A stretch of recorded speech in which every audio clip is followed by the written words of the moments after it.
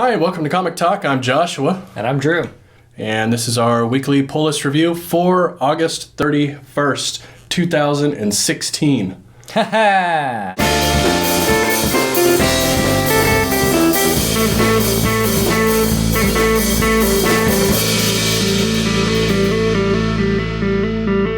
All right, before we get into things today, we did not have an episode earlier this week, so you didn't just miss it somehow. It just isn't there.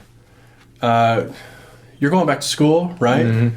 I got a new job. My kids are going back to school, so occasionally that might happen. We did, what do we do, like 120 episodes in a row, 2 a week for like a long time. Yeah.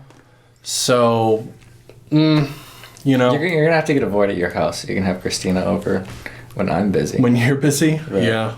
We'll think of something. But yeah, there just might occasionally, over the next few months, be a few times where we just don't have one.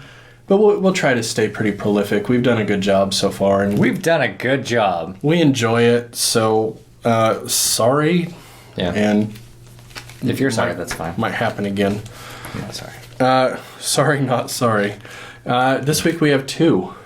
This is one of those 5-week months, and you know how those get. Usually they do annuals, but we just had one of these, like, was it 2 months ago that we had annuals? I believe so. So they're not going to do another annual that quickly. So we just have these 2. We have Astonishing Ant-Man number 11 and Jupiter's Legacy Volume 2 number 3. Which one do you want to start with, Drew? Let's go with the funnies. The funny papers. Choose your choice. They're both funny. This one's funnier. Yeah, this one was funnier. This one being Astonishing Ant-Man number 11. Spencer, Rosanas, and Boyd. So we missed the last issue of this, but luckily Spencer gave us a nice little recap for the first, maybe third of the book, which is nice. He's in prison, and he took the rep for his daughter, and it's just kind of dealing with that prison life, whatnot, aftermaths. I like that we take his easygoing point of view into prison. I think it's a really funny juxtaposition here, where we see him going through a lot of tough things, but with his usual nonchalance. Yeah. There's this point where he looks progressively more beat up, in every panel that you see him. Right. But he never even mentions it. No. You see it once, him being kicked, and he's like, oh, and there's other stuff that happens too, you know. Prison does a good job of keeping you busy. Yeah. Some things aren't as good as others. Right. And that's the scene of him getting his ass kicked. But. Right, and he just keeps getting worse throughout the issue, really, and it never gets mentioned, and he just kind of keeps his upbeat, it is what it is attitude, which is my favorite part of this issue, but there's a lot to like here. What else did you like about this one? A small thing that I really liked is just how Miami Vice, his ex's new husband is. Yeah. Dude's straight out of a fucking 80s movie. He's got the mustache. And do you think that was Spencer's direction, or do you think it was Rosanna's? Who knows? They've done a lot of the Miami Vice kind of stuff in this series. There was even that one really awesome cover from the first run, where they're on the Lamborghini. Yeah. So they've done that a lot. Oh, what is the name of that other Spencer book we're reading? The Fix. The Fix. Yeah, that's super in that style as well. Yeah. So I guess maybe Spencer's just going through an 80s police fucking TV show phase. I don't know, but it's cool. I love we get, you just happen to be open to this page. This is one of the things I was going to bring up, is even when they come see him in jail, everybody wears their superhero costumes. It's just so ridiculous. It never fails to get a laugh out of me. It's such an easy joke, and it gets me every time. Yeah. They're also, or at least the android guy, I don't remember his fucking name, but he's still kind of side-skirting the fact that the whole thing is his fault. Yeah. Well, that's neither here or there. Yeah. But I got you a bunch of money, so you'll never, what is it? You shall never want for toothpaste so long as I walk this earth. Yeah. Yeah, there's a lot of good characterization. It still has this loose vibe where nothing really has any consequence. Lasting impact. Yeah, which is a lot of fun because you would think with the things that we're doing here, it's sort of tropey stuff, right? He's taking the rap for his daughter. Everybody thinks he's a villain.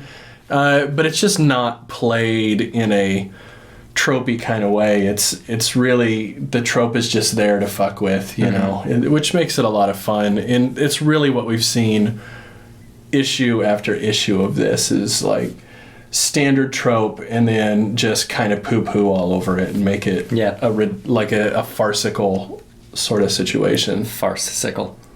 The other thing that I like about this, and I don't know if Spencer's just kind of putting shit out there and then coming back to it when he needs to, but he's really good at like starting these little storylines and then just fucking them off for like 6 issues and then bringing them back, like the whole reality TV thing. I forgot that was even like a thing. Like I haven't thought about that in so long. Right. And it becomes like a key plot point in this issue. Yeah. There's also the other thing with the lady that's backing him. That comes right I haven't thought about her since she was like big in the first arc. Right.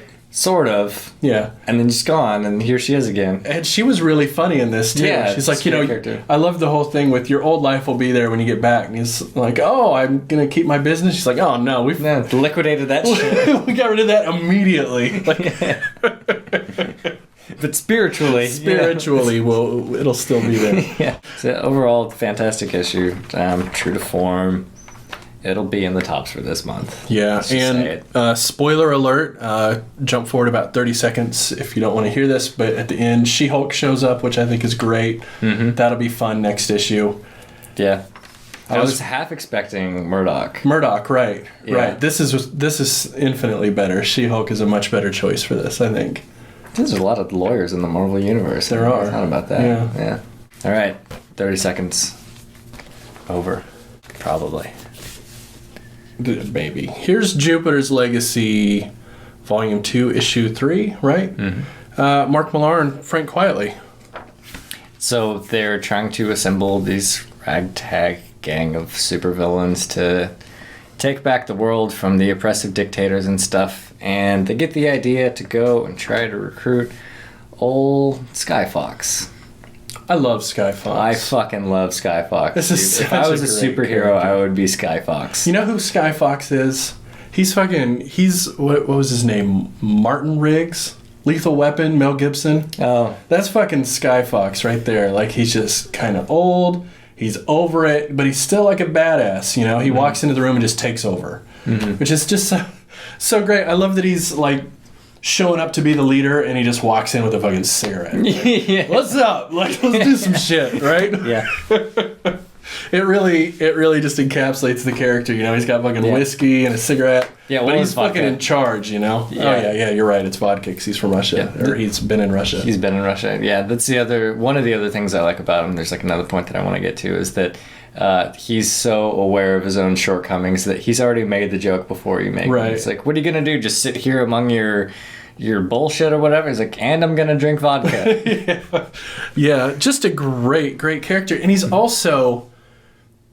He's everything you want in an anti-hero, right? Because he really has the moral high ground, but he's the villain. That's what I wanted to get to next. Yeah, like every cause that he has been a proponent of, like I support like 100%. And when he's talking about, I was going to take down the banking system, and then, these guys finally got me, and then these fucking idiot people cheered them on. Right. Like, what the fuck is wrong with them? And I'm sitting there like, what the fuck is wrong with them? Right. And you get that in a lot of media where the villain doesn't understand why everybody isn't behind him. But the clever thing he's doing here is he's making sure, Mark Millar, he is making sure the reader is behind him. Yeah. Right? So he's giving you causes. It's like he's gone through history and picked out things that everybody's going to agree on that most people didn't agree on at the time. And he's putting Skyfox on the other side over and over again, right? Iran-Contra and Vietnam and all these different things. And he's saying on all of these, he was on the right side, but that makes him the villain over and over again. Right, yeah. He exposed Reagan, but then Skyfox goes to jail. Right. That fucking makes sense. Right, but that's, that's really more accurate. Yeah. Yeah.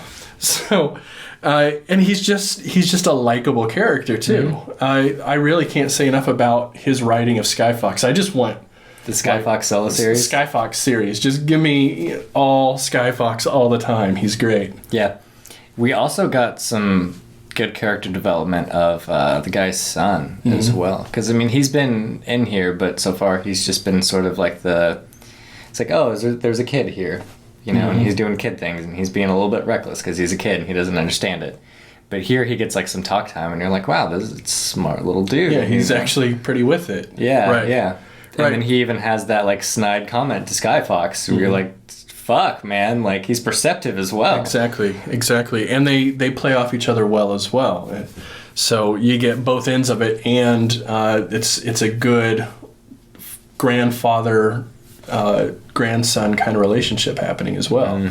The other thing I really liked here about the two of them is how Skyfox is also like trying to right a wrong, right? He sees the mistake he made when he was younger, and so even though he's kind of shitty and over it all, this one chance to right this one thing that he feels bad about from his past. All the other shit he did, he's cool with. Yeah, this one thing he feels like he needs to go right, and I think that's a really good crux for moving forward in his story and giving us a really interesting character arc here. But of course, true to anti-hero form, when asked about it, you know, he just kind of fucks it off. Like, oh yeah, I've been meaning to strangle this dude for a long time, so let's go fucking do that. Right, he can't admit why he's in. All in all, this is a really strong issue. Hell yeah. I really enjoyed it, and I'm really excited to read the rest because it feels like these characters are all coming together finally. The first couple issues were very loose. It was little pieces of different people. Now we get to see them hopefully all come together. I can't wait to see Skyfox. And the Spanish guy. With the Spaniard. Yeah, they're going to be fantastic together. So this series is looking awesome, I think. And then the artwork.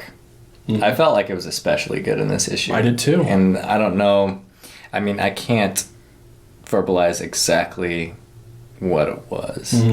I'm not sure, but just everything was super on point. Like, all of their perspective was just beautiful, and the color choices were beautiful, and like the chosen detail, because we've talked before about how it's not like super detailed, but he puts them in where they matter, and like all those places it felt like it super mattered.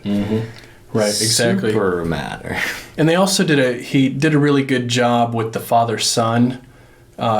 Those chins are really well done. Like, you really see the family resemblance, but you can immediately pick out who's who. Right. That's not an easy line to write as an artist. Yeah, draw a person and then another person that looks like this person, but you can tell them apart, and then there's the little one too. Right. Yeah, it's brutal, and it works. Yeah. So, just all around, really loved this one a lot. Yeah.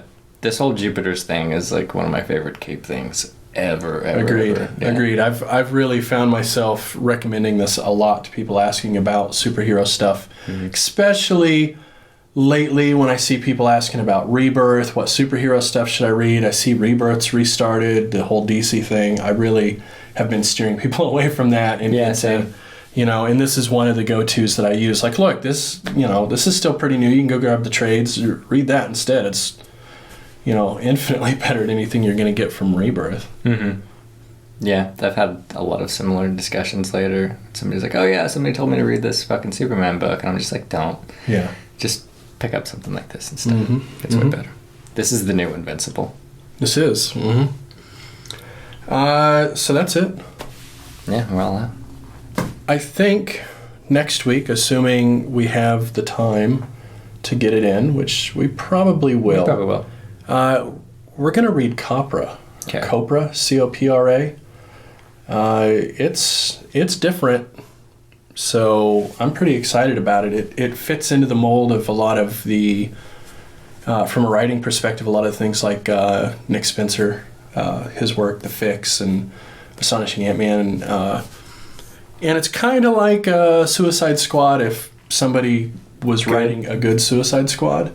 So I'm pretty excited to see what you think about it, and also for me to get through the rest of what we're going to be reviewing. I think we'll do the first two compendiums, which is 6 issues. It's volume 1 is the first 3, volume 2 is the second 3. It's tiny little trades. It's a pretty quick read. It's very indie.